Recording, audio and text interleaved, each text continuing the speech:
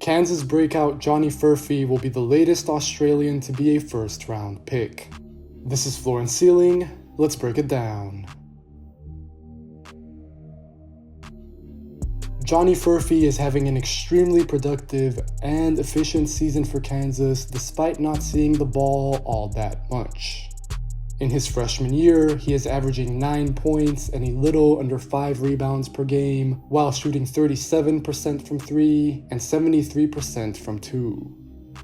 Those numbers are real solid, nothing wild, but they get more impressive when we take into account some important context. Furphy only became a starter for Kansas on January 13th, and he regularly began playing more than 30 minutes a night.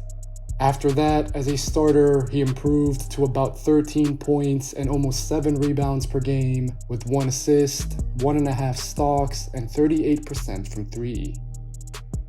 The Australian wing has been really reliable from deep this season, but it's definitely worth noting. The looks he gets are relatively simple. Only 1 of his 38 makes from downtown has been unassisted. Furphy is not taking pull-ups off the dribble, and his looks as a movement shooter have also been pretty limited. To be clear though, and as I'll dive into later, I think he will be able to take those looks, at least the ones on the move, even if that has not been his usage up to this point. Broadly, Furphy's form from 3 is clean and fairly quick. His footwork is on balance, and I think he projects very well as a knockdown shooter at around 6'9". The Kansas wing has what it takes to be productive in the NBA on a role with a low volume of touches. This season, we've already seen that be the case for the Jayhawks. The story of Furphy's freshman year so far is that he never does anything overly flashy, but he always scores in effective ways that any NBA team will love. His threes, like I mentioned, are relatively simple looks, but again, he's a 6'9" wing who's knocking them down dependably. Getting closer to the basket, Furphy's best work is in transition.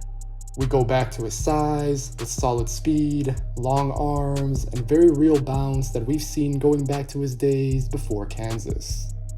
I'll also have more on that later, but right now, at the college level, Furphy is really good at filling lanes and recognizing when to leak out early in the open court.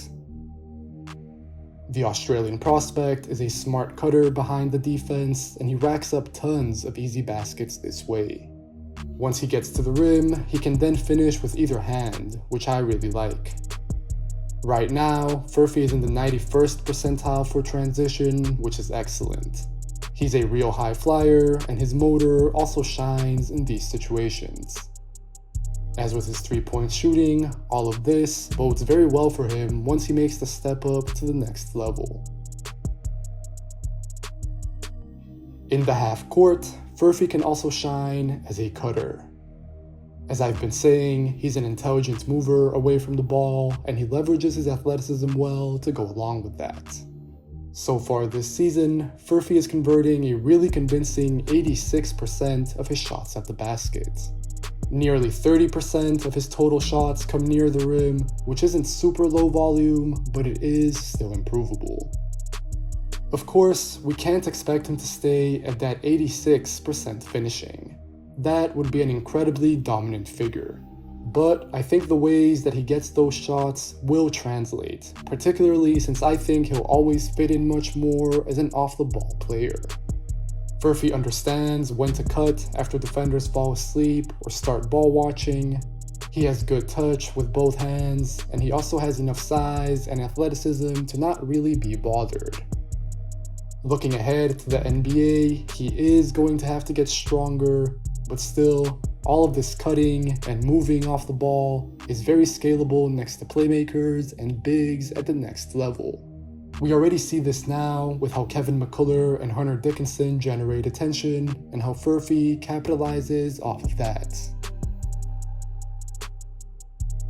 The Basketball Australia Center of Excellence alum also leverages his athleticism through his rebounding. Furphy is averaging 4.6 rebounds for the season, and since becoming a starter, that has gone up to 6.6. Those are real solid figures for a college wing. I love how intentional Furphy is about crashing the glass, and this shows up on both ends. His more advanced stats in regards to his rebounding reflect this as well. The Kansas freshman tracks and secures rebounds, and he simply outworks his opponents on the boards. As we've seen with how he reliably catches and finishes in transition and in the half court, he has real sturdy hands in traffic. Teams might be tempted to put a smaller defender on Furphy because of his offensive limitations that I'll be diving into shortly, but I'm not sure how effective that truly is. The Australian will simply beat a smaller man on the glass most of the time. It's in this department where Furphy's competitiveness really shines. He legitimately fights for these balls, dives on the floor, and makes multiple efforts. NBA front offices are sure to really enjoy Furphy's rebounding tenacity and his ability to generate extra possessions. The questions about Furphy's game stem from whether there is viable expansion within it. He's been impactful and most of all, efficient at Kansas, but he's playing a very narrow role that boxes him into doing just a few things. Most of the time, Furphy is spotting up or standing in the corner, he's waiting to crash the glass, and then he's hoping to get out and be found in transition.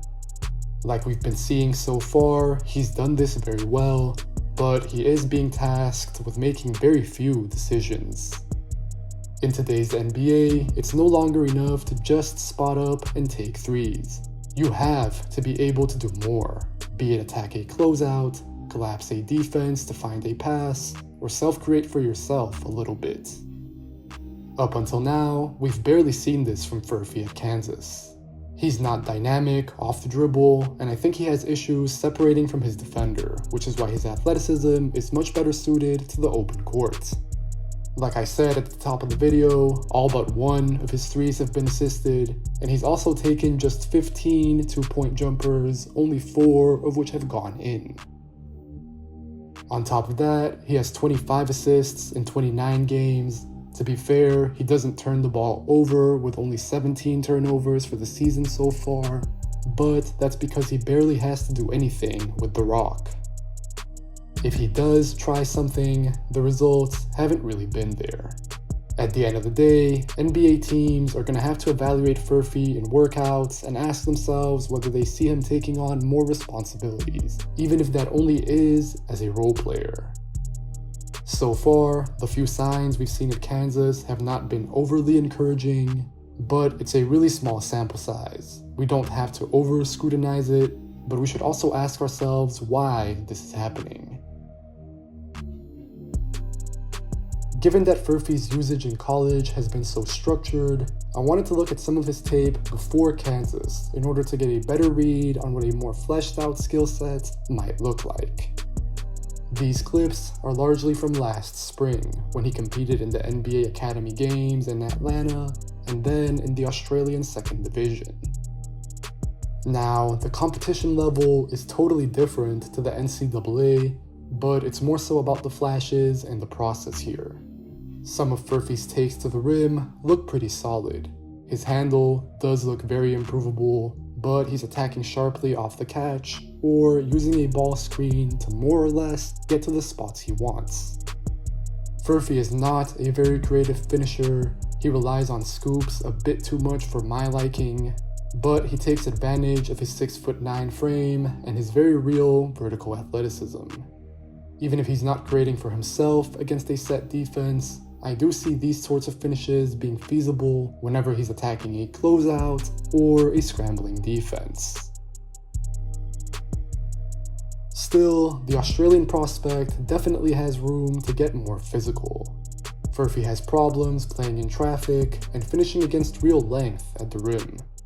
Like in college, he also cannot create separation off the bounce in these clips, which hinders him as a finisher.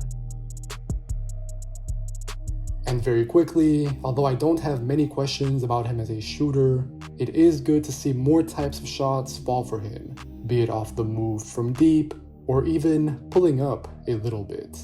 This mobility and versatility is definitely something that NBA teams should look to tap into.